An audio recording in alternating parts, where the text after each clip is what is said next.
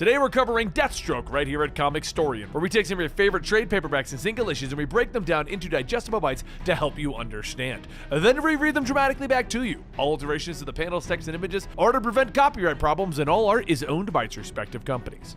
Back at the New 52, there was a pretty cool storyline known as Deathstroke Godkiller, and today we're going to bring you the full story of that, as we covered it years ago right here at Comicstorian. Not much more to explain, let's get into the storyline that we covered here on the channel back in 2016.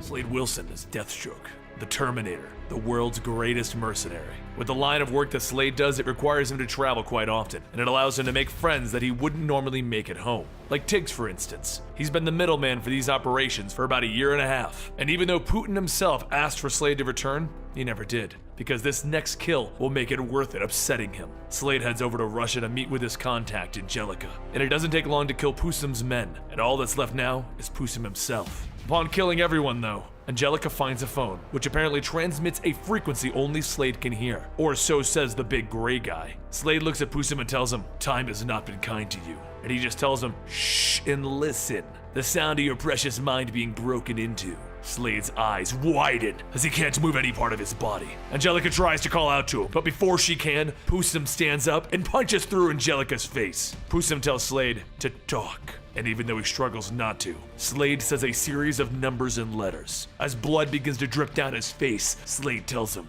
"I will kill you." But using his own swords, Pusim begins to cut and carve into Slade. Just as the last stab comes down, Slade grabs the blade and pushes it back, causing the hilt to go into Pusim's mouth and out the back of his head. Slade stands back up, knowing that he needs to get out of there before backup arrives, and then he hears the soldiers moving in as he's bleeding everywhere. Helicopters fire into the building just as Slade escapes. Then as he hits the ground, the soldiers move in. An explosion goes off, and through the smoke, Slade rushes in, stabbing a soldier in the face, thinking how armor only offers full body protection, making the face the most efficient target. Heads begin to fly as Slade makes his way through the army, but above, the helicopter fires 2 missiles. The missiles level the area, and through the smoke, Slade shuffles out and up to the roof. Pusim watches, telling him, "Run, Deathstroke, run." A short while later, Slade makes his way through the alleyways looking for him, and he finally walks into a building. He looks at the old man and he says, "I Ching, right?" And the man tells him, "Sit." With no strength left, Slade falls to the ground, and the man tells him, "Or lie down."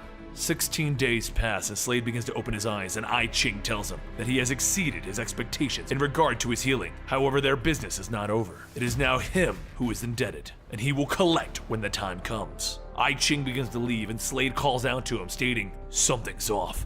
Way the hell off." Slade gets up looking much younger, and now he has both eyes. With I Ching gone, Slade begins to wander around the Ukraine fortress of Deathstroke. He then hears a voice call out to him, and then he sees a man sitting on a throne. Slade swings his sword, demanding to know who he is, but the sword passes through him, and the voice tells him that he is just a hologram. The man with the mask tells him that he's sorry, but Odysseus' image startled him, and he figured he would have to see with his 2 eyes his next target. The man says that he may call him Red Fury, and currently, Slade, you're a dead man, and as you can see, your little hideout has been compromised. Red Fury goes on to state that he recently hired him, but he won't have any memory of it. They agreed on a mission so sensitive that even he could have no knowledge of it, because of which he personally administered a drug which would cause him to gain temporary amnesia. But in case he would like to know about it, he can drink this fancy truth serum, and it will bring those memories back. Slade asks why Odysseus tried to kill him, and Red Fury tells him, "Well, those numbers that you spat out to Pusim, I am one of those numbers, along with others, and now we have to stop Odysseus." But before Slade can ask any more questions, more of Odysseus' soldiers appear. Slade quickly suits up and starts to slaughter their men, and when he runs out of ammo, he pulls out his swords to add a personal touch. After cutting down the rest of them, Slade hears a moan for help. He pulls off the man's mask and he tells him, "I got some questions," and he begins to pour that truth serum into that man's mouth. He then asks the man, "What does Odysseus want with me?" And the man tells him, "I'm not sure, but you're needed for an important reason, one that can make men into gods. Where is Odysseus?" And the man says, "In front of you. I am one of his many eyes." Without getting any more information, Slade shoots the man. Elsewhere though, a man walks through a crowd of Odysseus' followers, and a hooded woman tells him Deathstroke still lives. The man tells her not to worry, Lady Shiva. He will find his old drinking buddy, and Bronze Tiger will tear his throat out. After escaping, Slade sits wondering about what happened back then. During that mission, and he decides to drink the truth serum that's left. He then tells himself, accepting a drink from a stranger, I've done riskier things. Everything around Slade begins to change, and then he sees himself killing some of Odysseus' men. Next, he runs into a cave shouting that he is coming for him, his son, Jericho. Jericho tells him to just leave. Anyone that gets close to him has died, and Slade tells him, I won't. And Jericho then asks, what's the matter with you? You left your family behind. So Slade tells him, I left for your own good, you and your sister Rose. The vision goes on with him breaking Jericho out and killing more of Odysseus' men. They begin to try and recapture Jericho, but a green light begins shining on them. All of the men's heads then begin to explode. The two continue until they find a man, Odysseus himself. And Jericho says that that's the man that they have been making him help by taking his life force and bringing him back from the dead. Odysseus then tells him to come closer, his children. Let us discuss the power generated by the three of us. Slade tells him, no thanks. I'm not sure how you got the hell out, but... And Odysseus interrupts him, stating, my poor, misguided son. Slade shoots Odysseus, and Jericho says, he did it! After all of these years, he did something for him, even killing his own father. And even still, that won't change things between them. He's not leaving here with him. He has his own plans. Goodbye, Dad. And then the green light begins to shine again. Slade starts to wake back up in one of his safe houses to gather supplies, and as he goes outside to call for help, the phone is shot out of his hand. A voice tells him that only one other guy in the world besides him knew about that shack, and he ain't it. Slade looks back, stating that it looks like neither of them recognize each other. Tiggs. Tiggs says, it's Bronze Tiger. No one calls me Tiggs. The two draw their weapons and they lunge at each other, and they hit each other back and forth until Slade pins Tiggs down, ready to punch down on his head. Red Fury's voice then tells him to go easy on him. He's on their side. You just don't remember Deathstroke. A little while later, Red Fury explains that the visions he saw did happen, and it was in fact his father, Charles Henry Wilson, who was the Odysseus character. The modifications that were done to his genetic structure, Odysseus is the source of those mutations. Red Fury then goes on to state that his sources now state that Jericho has turned up in Gotham 2 days ago, so after they are done debriefing their friend Bronze Tiger, he'll arrange for them to leave.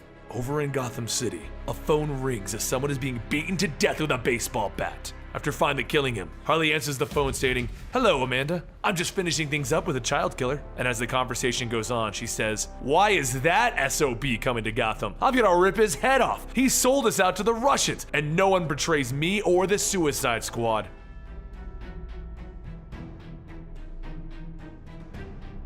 Back over in Russia, Red Fury explains that Bronze Tiger has been a part of their operation for several months. He was approached by the League of Assassins to protect Odysseus, but after Odysseus was killed, he was supposed to turn on the League. So now they'll just make him think he killed Deathstroke and report back. As Red Fury pushes the button to unlock his mind, Tiggs begins to struggle, stating, Kill her!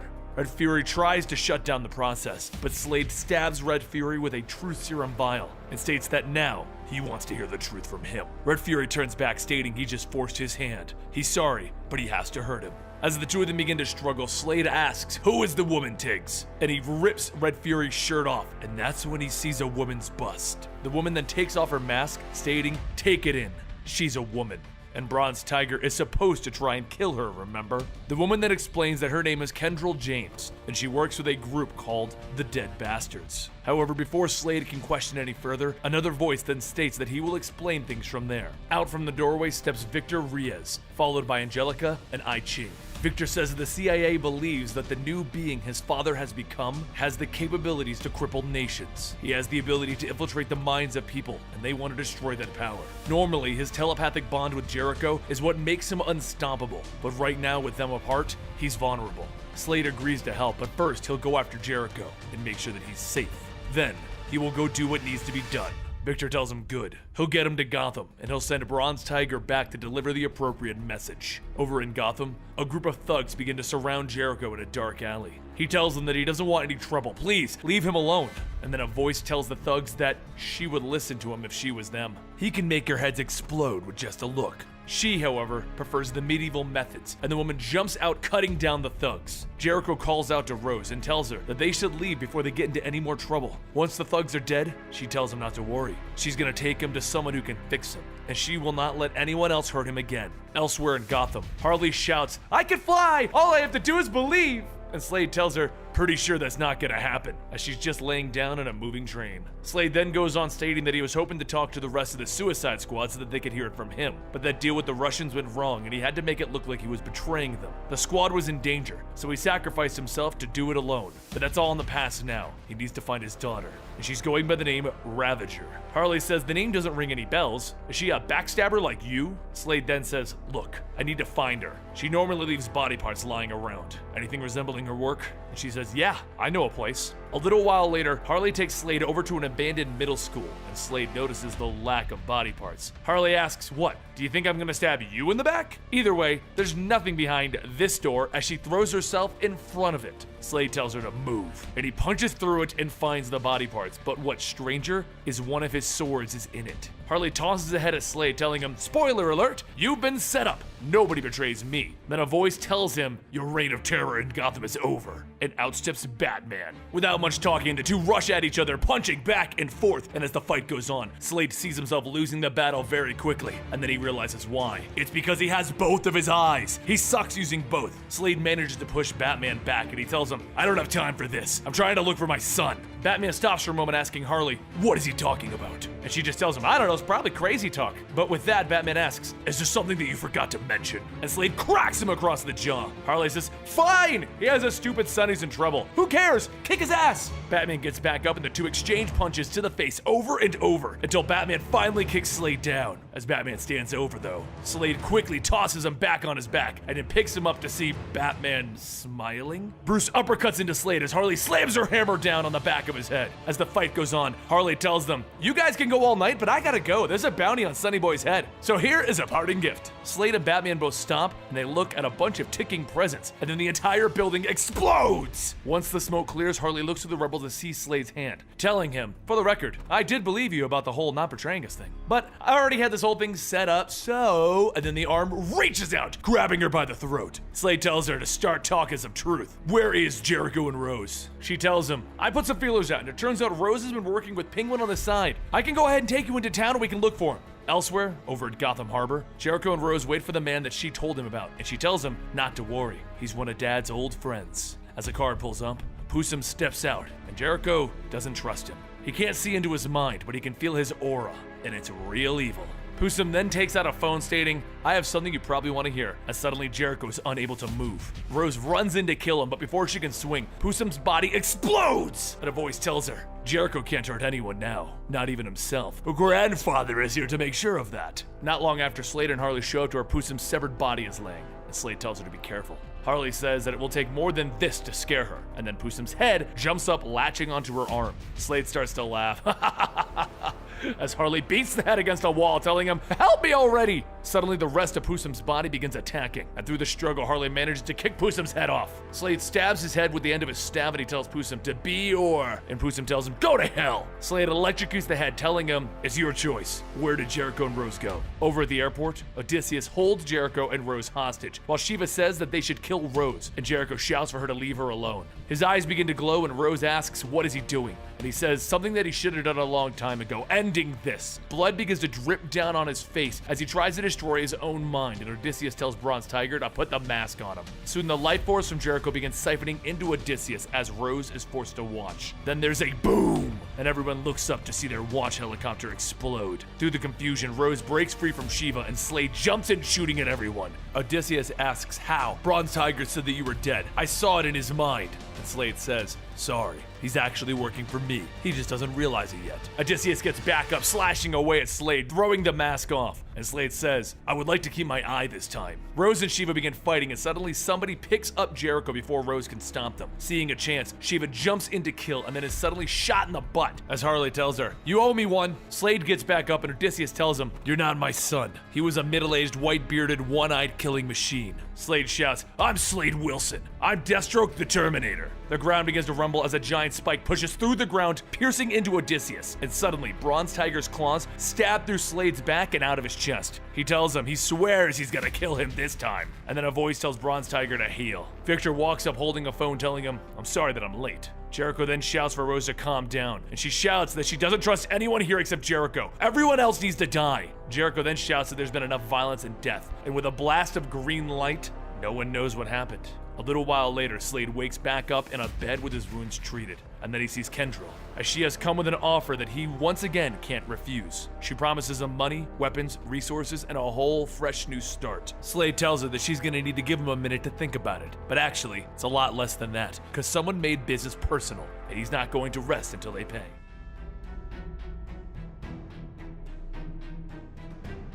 Out somewhere in the South Pacific, Slade finds himself under attack from the Teen Titans. Though he can recover from most wounds, the one of losing his family is going to take time to heal, and the Titans will give him a much-needed distraction. Through the fighting, the Titans then begin to combine their attacks, allowing Beast Boy to strike as a panther, cutting away at Slade's shoulder. Suddenly, though, the Titans begin to fade. In the distance, Victor Reyes appears, asking if the neurosensors and pain transmitters are functioning at peak efficiency. Victor Reyes is the leader of the mercenary group known as the Dead Bastards. Since their last run-in, Victor has provided Slade with a place to live and train, and as the two of them discuss the equipment, Slade hears a clanking sound coming from the outside. He goes outside and a voice tells him that the high and the mighty of the Pantheon will have much need for his lethal talents. Should he aid them, he will be amply rewarded, and then gold coins begin to shower from the sky. Slade draws his gun, stating, "I don't like games, so either we talk face to face, or I'm gonna play for you a little number that I like to call Hell on Earth."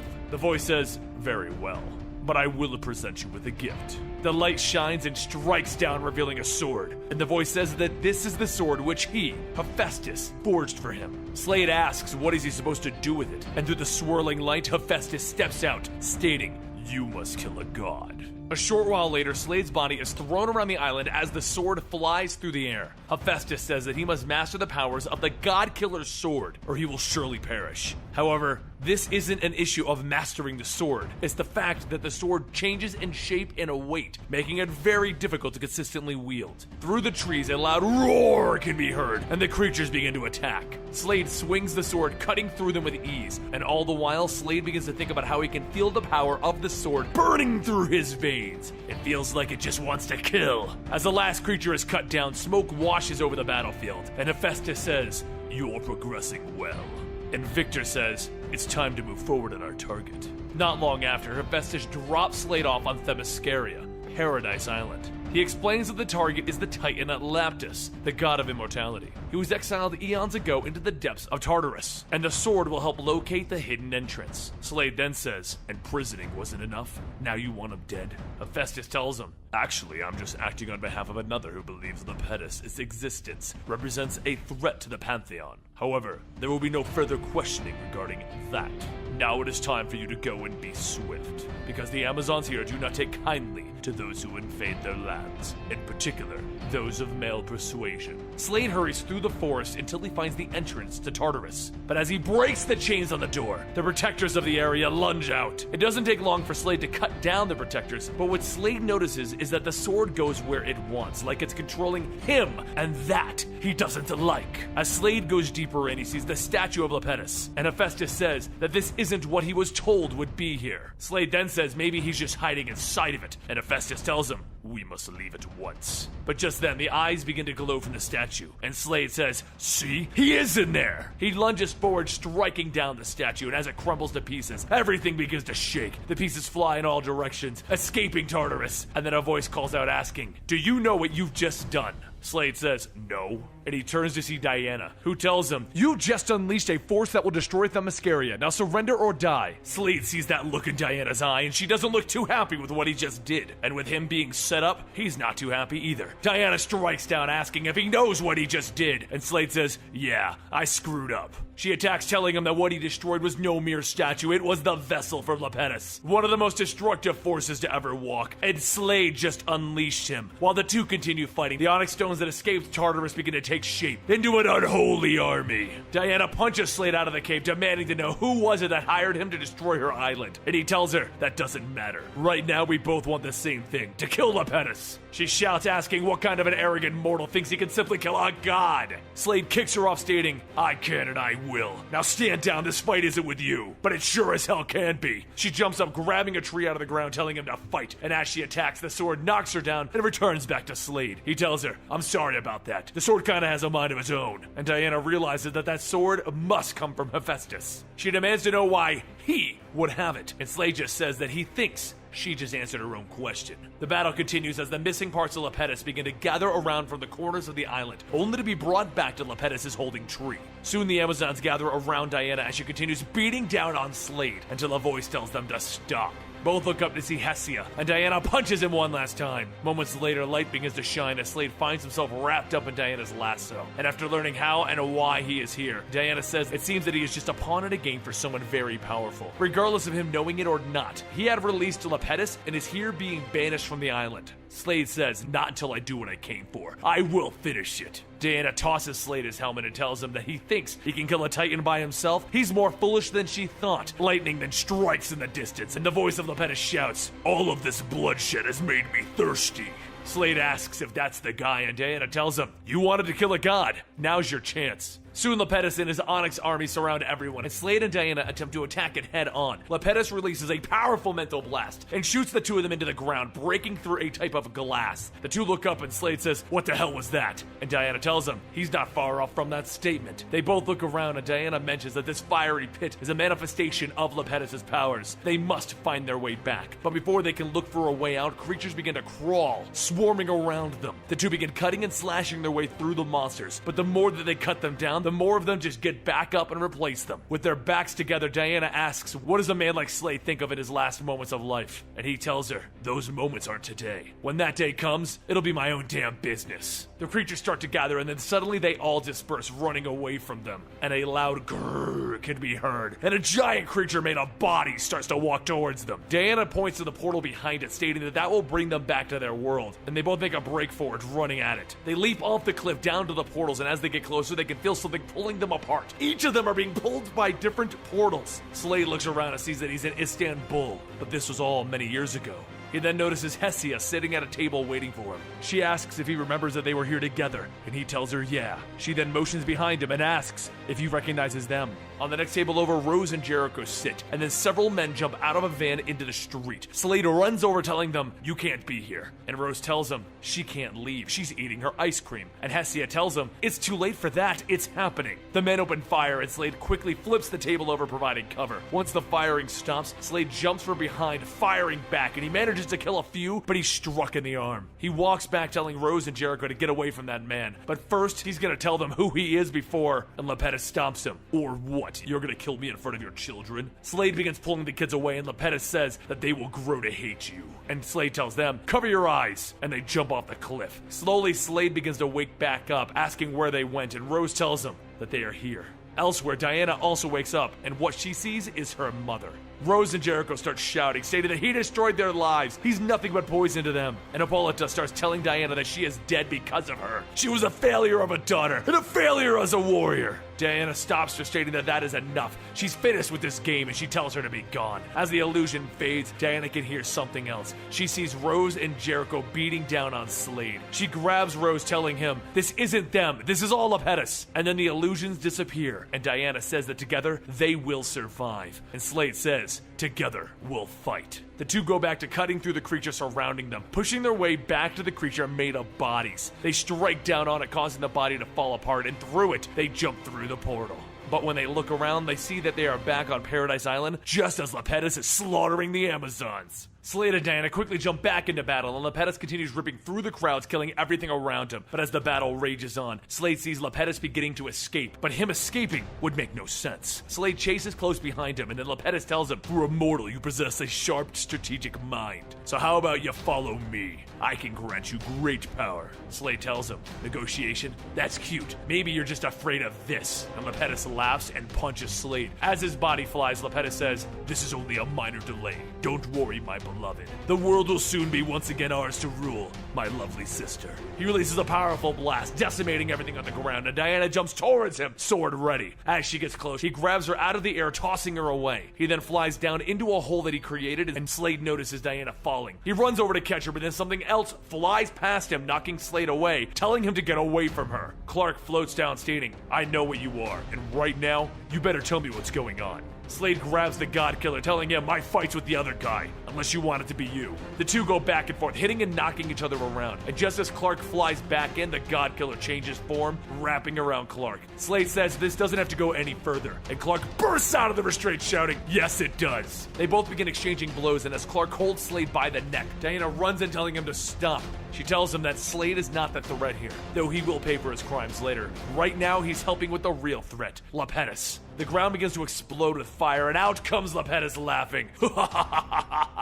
As he holds a spear, telling them, "Behold the future. With the mighty piercer, no god or mortal can oppose my ascension." Clark rushes in, stating that he'll handle this, but Lapettus blasts him away with the piercer's power. Soon the volcano begins to erupt, and Clark says, "I'll handle the breach." And Slade says, "Lapettus will be all mine then." Slade runs in, slamming down on the piercer, and he tells Lapettus that it might be the sword telling him this, but he can feel that he's getting frustrated. Why hasn't he, a Titan, been able to kill a mortal that dare defies him? Lapettus tells him, "We are merely savoring the moment." Energy from the piercer starts to radiate and take the shape of a woman. Slade asks who's that, and Lapettus shouts, "You will not speak to her."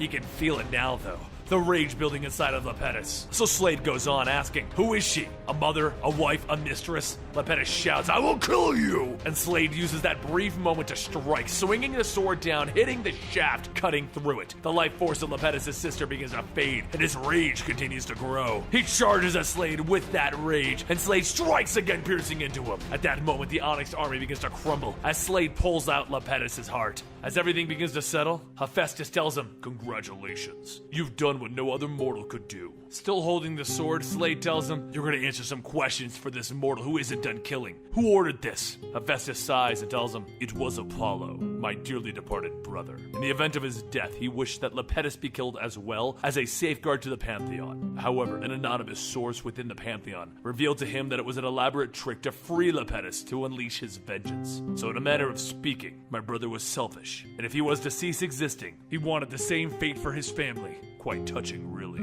However, speaking of the Pantheon, figures begin to form around Slade, and he asks, "What is this?" And Hephaestus tells him, "Your judgment day, of course. Killing a Titan is not a small thing. It disturbs the natural order. It necessitates a blood sacrifice from the one who took the Titan's life." Off in the distance, Clark begins to ask what's going on, and Diana tells him it seems that Slade is getting what's coming to him. Slade then asks, "If I refuse to submit?" And Hephaestus tells him, "You have 2 children. One of them would suffice." Slade says that he'll kill every last one of them before he lets that happen. And then he throws his helmet down, asking, "If you want blood?" And he reaches to his face and he pulls out his eye, handing it over, telling Hephaestus to take it or leave.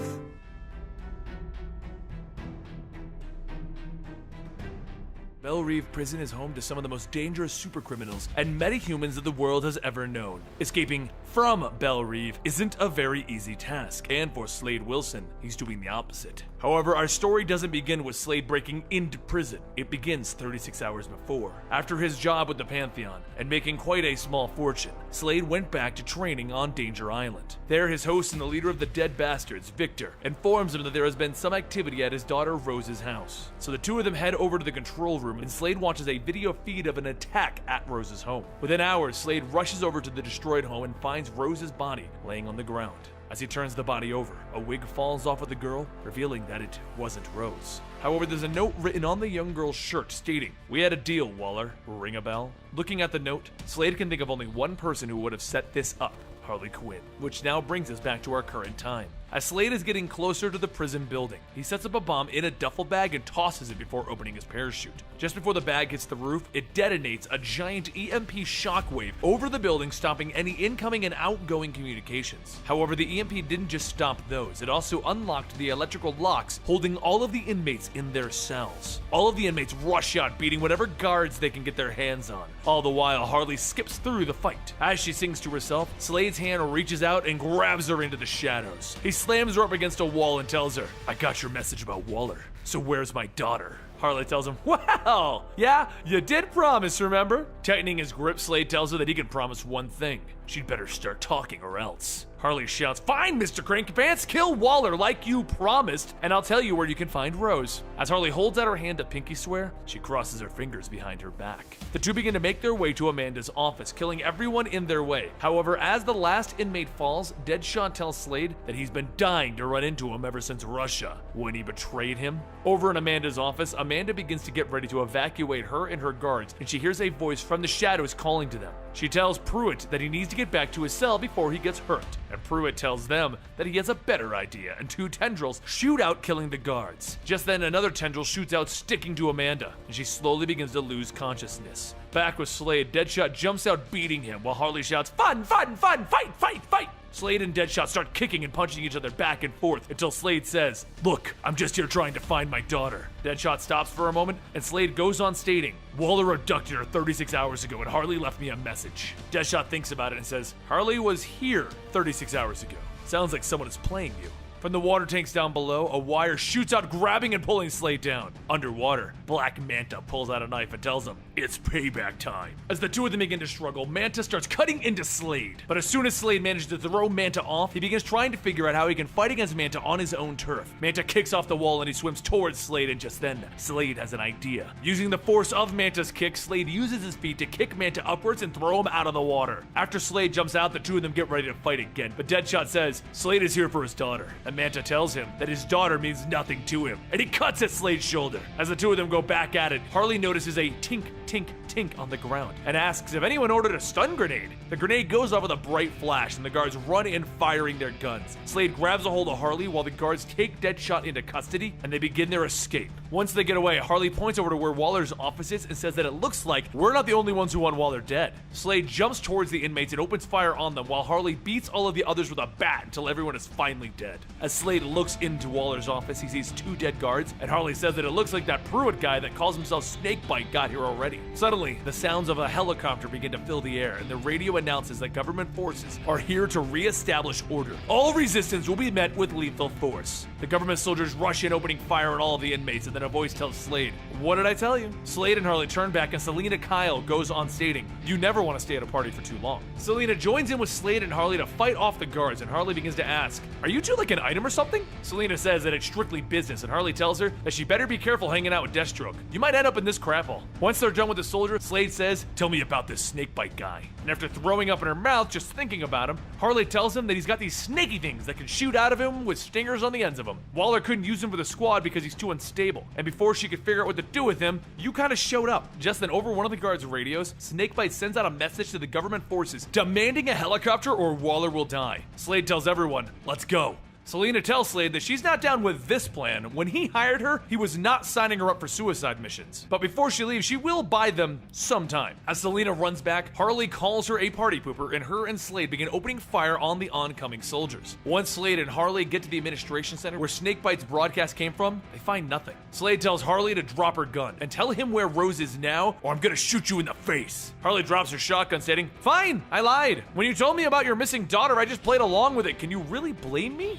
Before Slade can even respond to that, the wall explodes and more inmates rush in shouting, "Give them Waller." Slade then says, "How about I give you this?" And he starts shooting them all. The dust settles and Slade looks around to find Harley, and she tells him, "I'm over here with Snakebite." Without even questioning her, Slade tells Snakebite, "We should come to an arrangement. I need information from Waller, and I can pay." Harley says this is boring, and she elbows Snakebite. Snakebite tosses her to the side and jumps after Slade, telling him, "I don't have to answer to you. I have a higher calling." Snakebite shoots out his tendrils, and when they get in range, Slade just cuts them off and lunges back in. His sword pierces into Snakebite's chest, and then another tendril shoots into Slade's neck. After slicing off that tendril, Slade kicks Snakebite out from the explosion the inmates made. He then turns back to Waller and he asks, "Where the hell is my daughter?" She tells him since he'll either be dead or captured in a few moments, she may as well be honest. She has zero to do with Rose's disappearance, nor does she have any knowledge of who did it. But whoever it was, they do have impressive resources. Could also be the man that Snakebite was referring to. Soon the poison starts to take effect inside of Slade, and then a smoke grenade goes off. Slade manages to throw himself out of the building, and shortly after, he's picked up by Selena.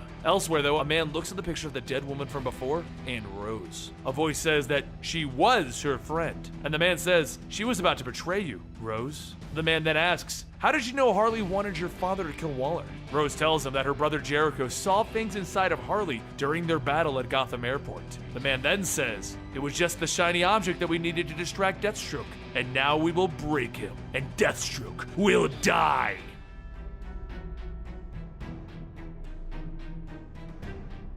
Many years ago, when Rose was at the age of 5, Slade used to take her down to Skid Row to show her what humanity really looked like. Though he wanted to protect her, he wanted her to learn to protect herself. These are just some of the thoughts that Slade thinks about when he's being tased by the guards at LexCorp in Metropolis. Once he is finally down, the guards report back that they have the intruder under control. At their command center, Mercy Graves informs them that they'll be sending additional personnel and make sure not to engage him further. However, being tased doesn't keep Slade Wilson down for long, as before the guards can even respond back, Slade gets up and he knocks them all out. The reason that Slade is even here in LexCorp is because Victor got some new intel that showed that Rose was being held here. Slade Wilson is still trying to bring his family back together, so he used a DNA scanner to track where Rose is, and Victor radios in to state that it seems that LexCorp isn't even making outside contact, that they have an intruder. As the scanner begins to pick up a reading, Lex Luthor's voice comes across asking Slade, "What are you doing in my building?" Slade tells him, "I'll be glad to explain it to you when we're face to face. We are more capable of defending ourselves from any outside intruder, including you.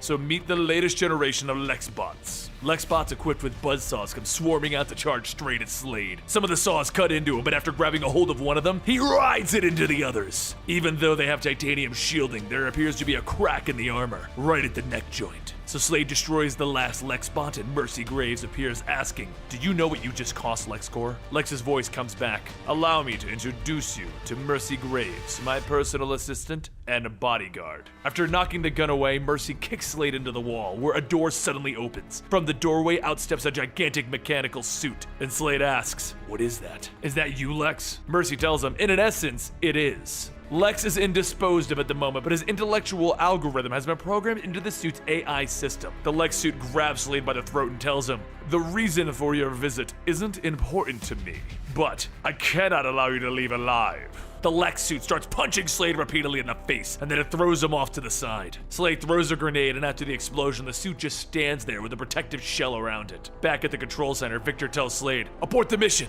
However, there's someone else watching this fight, and that's Rose. The man from before tells her, "Do not look away. Stay focused on him until the very end." Back in the facility, the Lex suit fires a proton blast, causing a cave-in and sending Slade down to the lower levels. Through the rubble, Slade picks himself up, and then he sees a bunch of gray men with backward S's stepping out of their test chambers. Moments later, the gray men begin pulling and bending Slade. Victor asks what's going on, and he tells him, "I'm currently getting the crap kicked out of me." Mercy calls out to him that he has breached the gestation room and caused a premature release of Lex's experiments. The Lex suit then says, "They are unique clones. Their altered Kryptonian DNA makes them practically invincible." As one of the gray men throws Slade, he asks, "Practically?" Another gray man charges forward, punching Slade, and all he can do is fire his gun and hope to hold them back.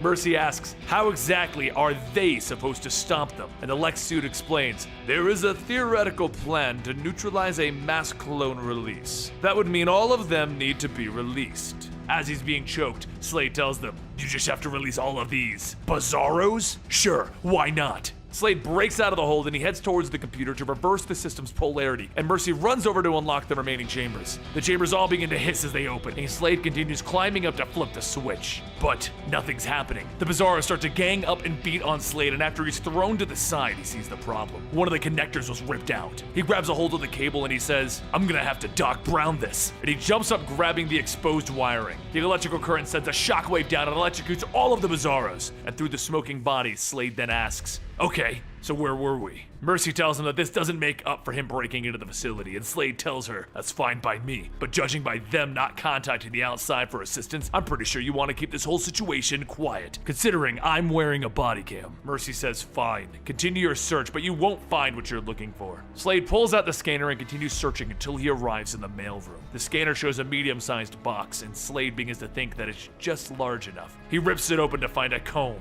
with Rose's hair on it. Elsewhere, Rose begins to ask why is he being so cruel. The man says that he's trying to break him, because Deathstroke will die by the hand of justice, by the law man. Back outside of LexCorp, Slade tells himself, "Victor sold me on bad intel twice now. Therefore, Victor is a dead man." However, as Slade walks through the alley, a bullet shoots through his shoulder. He jumps behind a dumpster and he begins firing back, and then Victor appears shooting the same direction. Victor tells him that he just shot down the sniper. There's no need to thank him, and Slade tells him, okay, I won't, and he kicks the gun out of Victor's hand. He jumps on, slamming Victor into the dumpster, and he tells him, you sold me out. And Victor tells him, the intel was just bad. We're being set up, and it's making it look like I'm the one doing it. A voice then tells him, I bet it's the same person who hired me. Slade looks up and sees Red Hood, and he tells him, if you're done beating up on an old unarmed man, how about taking out someone else who can kick your ass? Slade tells him, I've heard about you, but right now I really don't have time for some punk trying to make a name for himself. Red Hood rushes in stating, I already made a name for myself, Deathstroke. The two begin punching back and forth, connecting hit after hit, and after throwing each other into a few walls, Slade takes out his swords and Red Hood pulls out trash can lids. Slade slams down, crushing both of the lids and knocking Red Hood to the ground. He then lunges in for the final strike, and Red Hood pulls out his guns, opening fire on him. As each bullet hits, Slade tells himself, that was stupid, stupid, stupid. I left myself wide open, but all 3 shots were not kill shots. That means that this kid is playing a game. Slade tells him, hurry up and finish me off. And Red Hood tells him, I wasn't hired to kill you, just hurt you. Slade tries to ask him, who hired you? And then the cops arrive. Red Hood fires a hook and escapes, and Slade begins climbing up the fire escape. Through the spray of bullets, Slade finally reaches the top of the building where Red Hood is standing. The two charge back at each other, and Victor shouts for him to get out of the way. A rocket flies down towards the two of them, and the blast knocks Red Hood out. Slade makes sure that Red Hood is still alive, which thankfully he is, and then he grabs a hold of the rope. Victor says, I got good intel that Rose is in Montana, an old mining place called Copper Cliff, and this time, we're going together. Slade punches him, telling him, thanks buddy, and he points a gun at the pilot, telling him to head to Montana. A little while later, the sun begins to rise as Slade exits the helicopter in Copper Cliff. However, his healing factor is still maxed out for trying to control the poison from snakebite. Victor jumps out, telling him that he's coming, and as the two of them begin to walk through the deserted town, out from one of the rooftops, Snakebite calls out to Slade that he isn't looking good. Maybe they should get him a wheelchair? Slade tells him that he's had hangovers worse than this, and then him and Victor pull out their blades. But before Slade can attack, Victor stabs Slade, and he tells him, I'm sorry. The money was too good to pass. While Snakebite and Victor close in, another voice tells him, you're gonna die by the hand of justice. Slade looks up to see Lawman and Rose, and Lawman says, you're gonna die by the hand of the Lawman and your dear daughter. Rose tells him, I've been looking forward to this moment for a long time.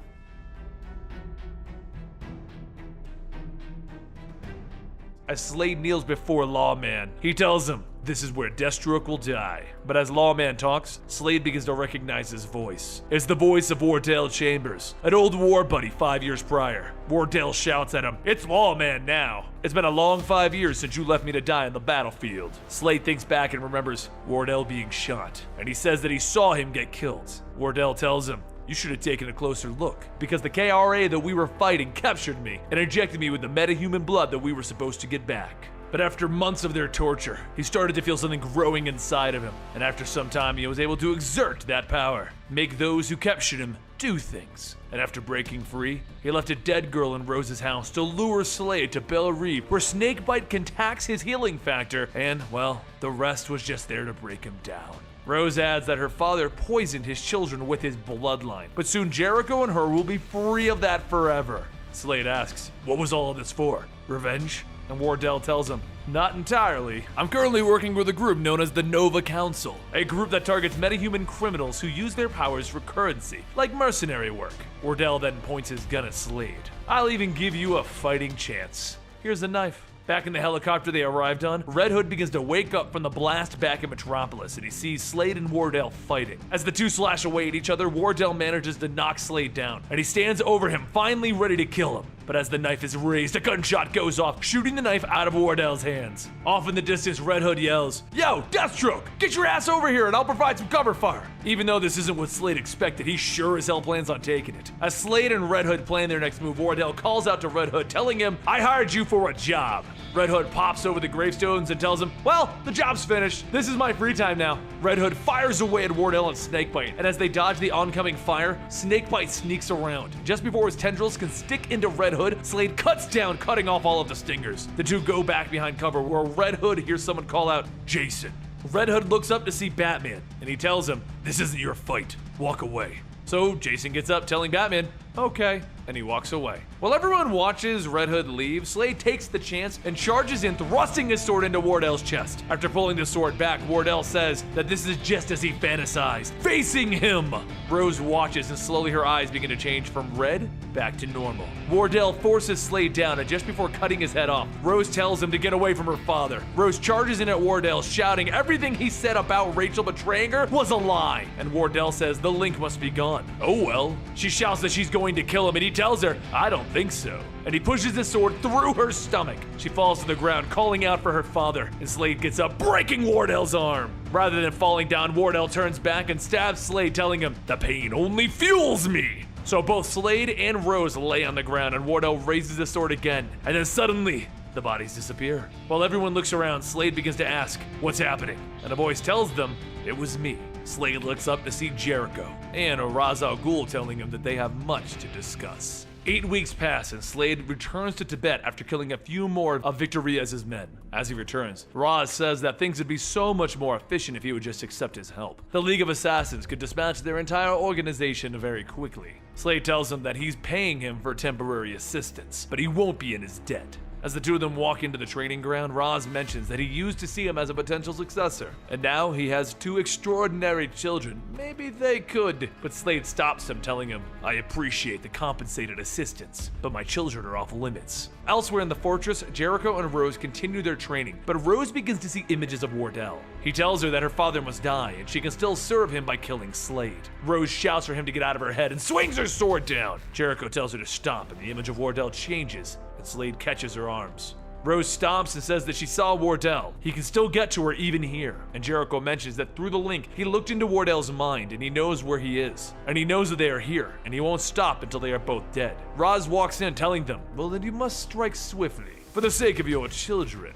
Outside an old courthouse, Slade, Rose, and Jericho prepare for their assault, and Jericho mentions that Wardell knows they're coming. Raz says that they should have taken his offer and brought the League.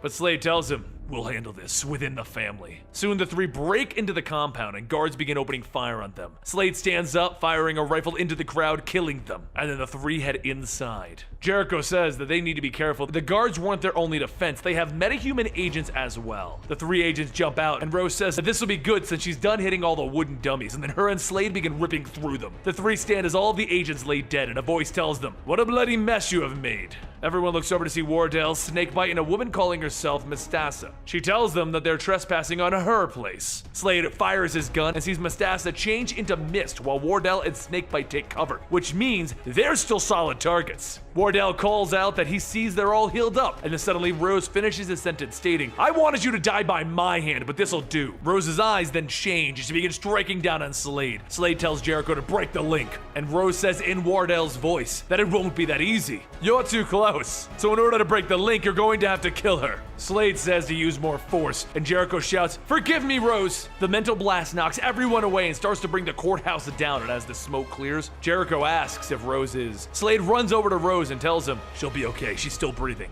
And then a voice says, yes, but she will die without my help. Raz says that he can save his daughter's life, but Slade will be forever in his debt. Slade asks how, and Raz holds out a small vial. He tells Slade that this elixir will repair her body. However, the effects will only be temporary, and she'll require a daily dose, provided by him. If not, she will revert to her current state. Slade tells him, she'll become an addict then, dependent on you forever. Jericho tells him that he was the one who did this. Do whatever you can to save her. Just then a helicopter arrives with Victor's reinforcements, and Slade says, fine, I swear allegiance to you, Raz, and the League of Assassins. Raz tells him, very well. I will require your son's assistance though. Soldiers begin running in and Slade opens fire as they get close. And as they each go down, Slade moves on to the next group of soldiers, cutting and slicing into them. Back with Jericho, Raz gives Rose the elixir and tells Jericho to do it. Meanwhile, Slade hears a voice telling him that he should have brought more men. And Victor appears while Wardell and Snakebite begin to surround him. Over in Rose's mind, Jericho finds Rose on the beach of her home.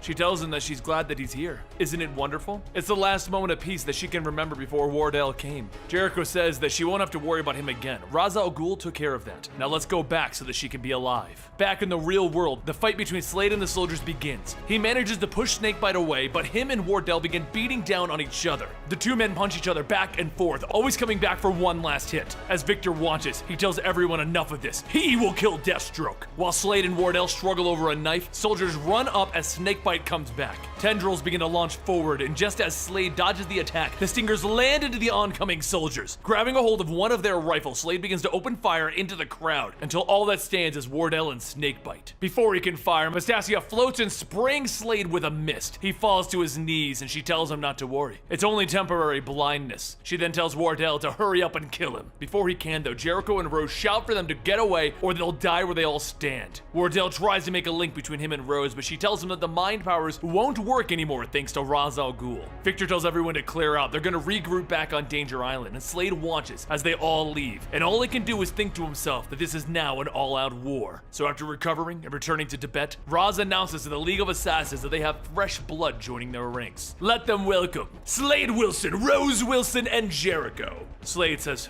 wait. They weren't a part of the deal. As the night begins to set, Slade tells Ra's that he will not allow this. Jericho says that he did it to save Rose's life, and without him, Rose will die. Slade tells him that it wasn't their decision, they were being blackmailed. And Rose says, what difference does it make? They either die as warriors or they die by his enemies. At least this way they have a fighting chance. Slade then tells them that he never wanted any of this for either of them. They deserve better. But Jericho tells them that his blood flows through them. They just have to accept that. He already has. Ra's breaks up the conversation, telling everyone that now they must fight together and they will take Danger Island. A short while later, everyone loads onto planes to set out for Danger Island. As Rose takes her daily dose of the elixir, Jericho leans over to Slade, telling him that that elixir is not what he says it is. But before Jericho can go any further, a missile is fired and it hits the side of the jet. The jet comes crashing down, but through the rubble, Jericho says that he projected an energy field, and he saved who he could. The four continue on their own, making their way to the facility. Jericho stops an escape pilot, but Ra's runs in and stabs him. Jericho says that he didn't have to do that, but Ra's tells him threats need to be eliminated. Remember that. Outside, the League of Assassins begin their fight with Wardell, Snakebite, and Mustasia. But back inside of the facility, Slade finally manages to corner Victor Reyes. Ra's says that they will take him prisoner, but Victor presses a button, opening up a trap door. Everyone runs outside to chase after him, and then they run right into the middle of the League's fight. Slade runs in, stabbing Mustasia, while Ra's and Rose cut down the rest of them. Ra's and the League begin to surround everyone as Slade finds Victor in the crowd. He opens fire with his gun, but after only a few shots, Slade cuts Victor's hand off. He then holds his sword ready to kill Victor, and Ra's shouts, "No more killing!" Everyone stops, and Ra's tells everyone that they are defeated. They only have one chance of survival, and that is to swear allegiance to the League of Assassins. Mustasia is the first to swear, followed by Wardell, and then Snakebite. Victor begins to say it, but Slade stops him by stabbing his sword into Victor's chest. Ra's shouts, "Slade, you swore to obey Ra's al Ghul!" And Slade tells him, "I also swore to kill Victor." Ra's charges in with his sword, stabbing into Slade's arm. So Slade begins to fight him back, and he thinks about how Ra's just used them to get his enemies into their ranks. The swords begin to fly back and forth, and after a quick trip, Ra's knocks Slade to the ground. Before the fighting can continue, Jericho shouts for everyone to stand down or die. Back on the jet, he looked into Raz's mind and found that the elixir is nothing more than a powerful stimulant. Raz didn't save Rose from Wardell's mental grasp. He did! And now with their oath of allegiance based on a lie, he resents it. Rose says that she also resents hers, and Raz tells them, "Very well, I will release you." But as he leaves, Raz says, "May our paths never cross again." And Slade tells him, "Next time I see you, one of us will die." Slade watches as the survivors from the Dead Bastards and the Nova Council fly off, and he came to a very hard decision. Rose and Jericho are better off without him. Rose looks at Slade and tells him that it looks like he's getting old, again. And he tells her that with this family, he's not surprised. So after they say their final goodbyes, Rose and Jericho leave the island. Slade decides that he's going to take Victor's escape boat and go wherever he wants. But he will go alone, taking only death with him, because he is Deathstroke, the Terminator. And there you guys have it, a fun little full story today. We've started deep diving into some of our older playlists to figure out what stories haven't been covered yet. But if there's a storyline here on the channel that you feel needs the full story treatment, please let me know in the comments down below. Otherwise, we'll be hitting the next one up next Monday. Check back every Monday for another compilation video with one of our full stories. Thank you, and I'll see you next week right here.